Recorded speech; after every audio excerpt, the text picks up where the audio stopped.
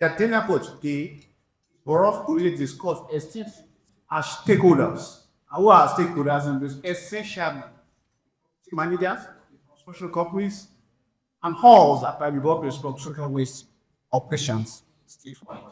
On the 26th of August 2025, the Lagos Waste Management Authority, in collaboration with WasteCare, held a stakeholders forum on construction, demolition, and disaster waste management with the theme Building Responsibly and Driving Efficiency, strengthening stakeholder collaboration in construction, demolition, and disaster waste management in Lagos State.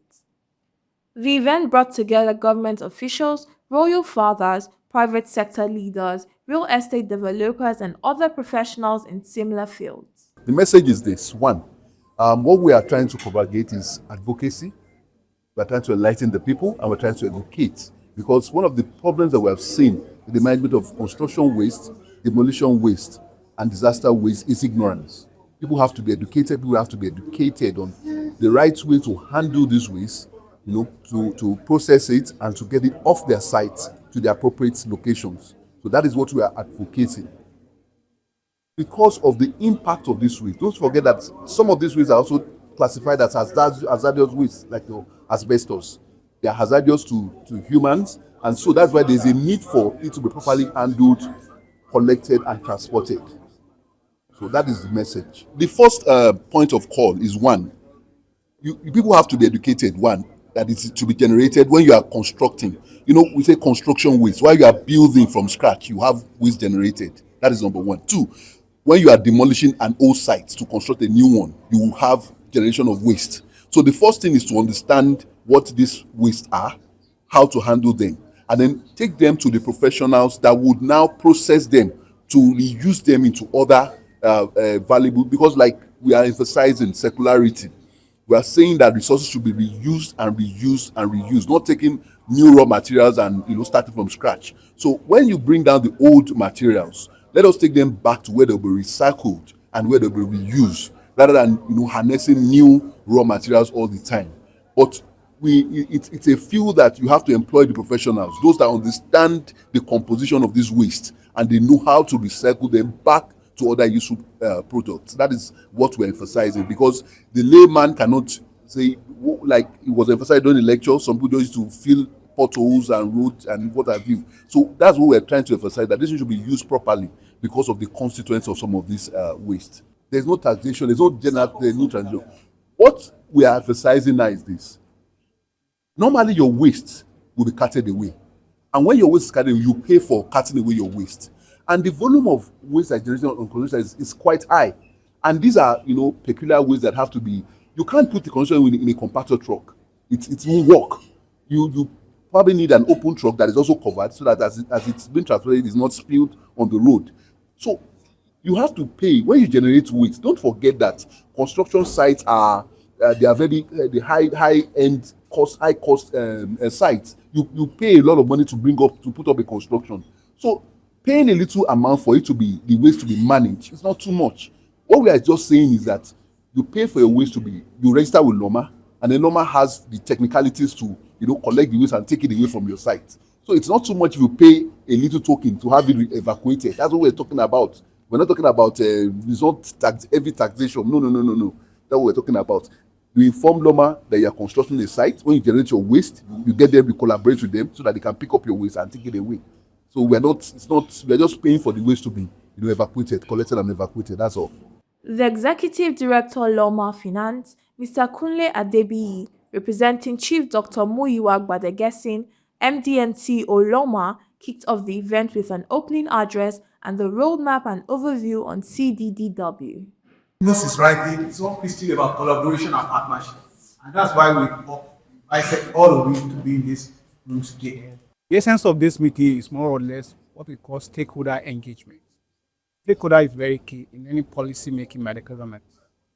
We are aware that there are quite a lot of rapid growth in Lagos State in terms of building. And we know quite all right that waste handling is very key. In as much as people are interacting, there's potential to generate waste. What we do to this waste is what is a critical concern, not only to us as an agency, to the government as a public health will also be in jeopardy. So the exercise is to bring them together put them a kind of capacity, enlightening them, and how to properly manage construction, disposal, and disaster waste in Lagos State. This is to bridge the gap because we knew quite all right that a lot of construction industry out there, they don't know what to do with their waste. And also we're in the era of circularity, which means that those things they are regarding as waste, they are not but a resource. So for us today is to expose them, creating that awareness, widening their horizon on the proper waste to conduct the activities at their various sites. Getting the planning approval is one thing. Other things is what do you do with your waste during the construction period? And that's where LAWMA role is very critical. For us, our plan is to ensure that, yes, while you are doing your construction, we register you, we monitor your activity closely, and we ensure that we provide adequate infrastructure to evacuate your waste during that time period. So, for us, as a government, we are interested not only in business entity, in overall public interest, which is very critical for us. Well, generally, there is a perception that, which we all also see, that Greater Lagos is rising. It's not only by individual, it's a collective responsibility. That's why we bring a partner we call WasteCare to collaborate with government driving this initiative down. We also ensure that, yes, we create a system in such a way they can register theirs at the convenience of their homes and offices. You don't need to come to LAWMA. You just go to lawma.com, register the kind of waste you want to evacuate, and ensure that proper management plan is put in place for you at your construction site. It's we are deliberate about it, and we ensure that we put everything possible to make sure it's convenient for them to operate. So we don't need to be everywhere. The system is there, and it's auto drive. There is no doubt. In as much as solid waste, we have that capacity.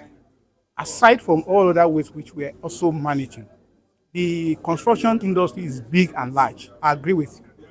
But for us, it's also a key component of the waste which must be disposed properly and safely, because these wastes are hazardous. For example, asbestos, it can affect human health. And also the so-called rubbles and all that, they have secondary use. We are all driving towards circularity. It means all this with their is a resource for another usage, can be also repurposed. So the capacity why there is no doubt. And that's why we are very keen in ensuring we do a lot of stakeholder engagement. Stakeholder is very key because people are out there. They don't know what they do with this waste. So I don't have any challenges in ensuring that, yes, we put a proper perspective to it and ensure that people do the right thing in the right environment, not to really safeguard their personal interest, for overall general interest of the public. The guest speaker at the event, engineer Tijani Ajibola, the CEO of Aqua Green Consulting and Construction Company Limited, urged on strengthening compliance in construction and demolition waste management and the need for its utilization. We continue to extract the so-called natural resources. And I'm happy to tell you that concrete is the second most widely used materials after water. So the lecture started with the overview of where we were in the past. People don't know anything about the construction and demolition waste. So I reminded the audience about what those materials are and ensure that they are all aware that these are not actually waste, that they are something that we need to bring back so we can reuse them in our concrete. So I actually explained that in the past, the use is to fill gully eroded area, dilapidated road, and some people practice in throwing these away into the water bodies, which is wrong.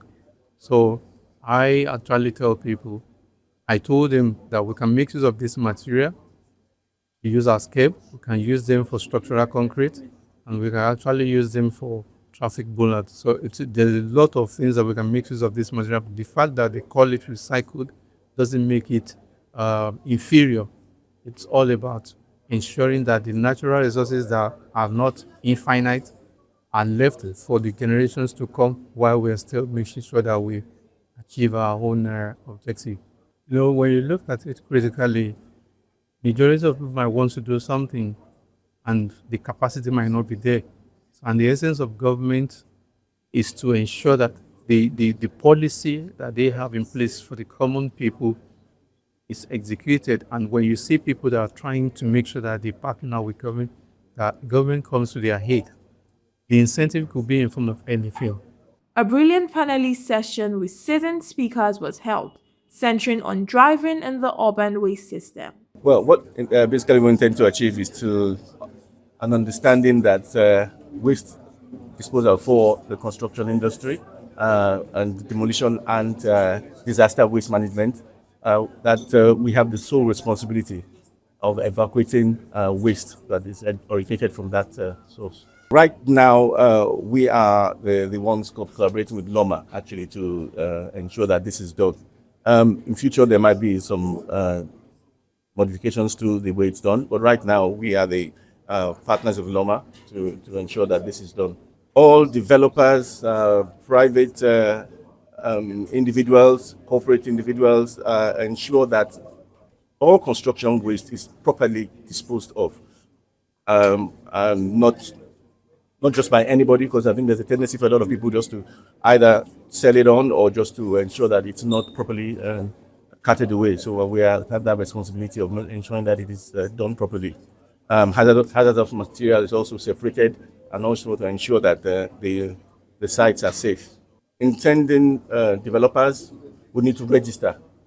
Anyone in the construction site will need to register on that site, and obviously give us details of their property or their building or whatever they're trying to put together, the details, and that would inform us as to what kind of waste they're going to generate, and also that we can also make plans for that waste to be properly evacuated. We have a database. It will register all data sites, and everybody will be registered. It's massive. We know that Lagos is a large construction site, basically. All the corridors are a lot of construction going on, as it's a growing city. So construction waste that's not properly disposed of, it becomes a menace. And also, it's part of a circular economy. Nothing is waste. Everything is a resource. So what is waste to one is a resource to another. So we just have to ensure that it's properly disposed of or moved on to the next place where it becomes a resource. So far, we've had a lot of collaboration from LAWMA. If you were listening to the panelists inside, we're having discussion about the bifurcation between water services and solid waste and all that, Lagos State Drainage Services, Ministry of Environment. And we've been collaborating with most agencies. We are, the last mile users. We had to collaborate with agencies to improve the environment, a lot of degradation. Because of that, we've had to do a lot of interface with agencies. If you're listening to the panelists inside, there's a disconnect between registering and then accumulation of data, determine what kind of waste you're going to be managing. Anybody can register their site, and the man is building 10 stories. The kind of waste management for that kind of project is different from when you're registering to build a single duplex dwelling home. Do you understand? Yeah. But these are the disconnections, I think, stakeholding and things like this, sure, over time and all that. But it's not unionized when you say all the developers. I think a lot of developers adhere, right? But the problems are bigger than just developers not being able to do a lot. There's shortfalls in capacity, both on the government side and The panelists have brought to the fore some very important points, including how to use the waste. If the waste is being used productively, then you have a situation where people are not dumping waste into the rivers and it's being used to generate power, it's being used to build an economy and an ecosystem. That way, waste management becomes, an economic powerhouse, right? So we are generating waste, the waste is being used to produce, generating jobs. We'll see less of these problems. So I think it's mostly a stakeholder issue. All these moving parts have to come together for cohesion. The event ended on a high note with a pledge from the general public and a vote of thanks from Dr. Acien Nswabia, Director of Waste Management Statistics and Policy Development. Amanda Imosigwe reporting for BusinessDay Television.